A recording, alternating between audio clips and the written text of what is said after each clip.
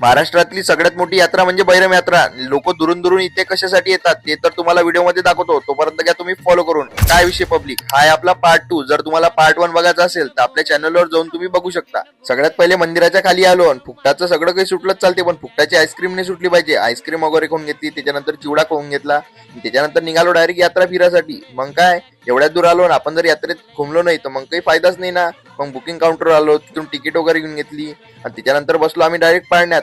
शुभम झाले पहिले सांगितलं जास्त येडी चाले करू नको रे बा, नाही तर मग आपल्याला रडा लागतं म्हटलं. त्याच्यानंतर पाळणा चालू झाला आणि एवढी खतरनाक मजा आली याच्यात काय सांगू तुम्हाला. तुम्ही जर आले तर तुम्ही या झुल्यात नक्की बस जा. त्याच्यानंतर निघालो आम्ही आमची पोटपूजा करायसाठी, कारण की आम्हाला भूक खूप लागली होती, कारण की आम्ही सकाळीच निघालो होतो. डायरेक्ट पोहोचलो आम्ही सावजी हॉटेलमध्ये. तिथे एक नंबर चुलीवरचं जेवण मिळून जाते. तुम्ही जर आले तर तुम्ही एक वेळा नक्की व्हिजिट कर जा. आणि टेस्ट एवढी खतरनाक आहे की काही सांगायचं कामच नाही.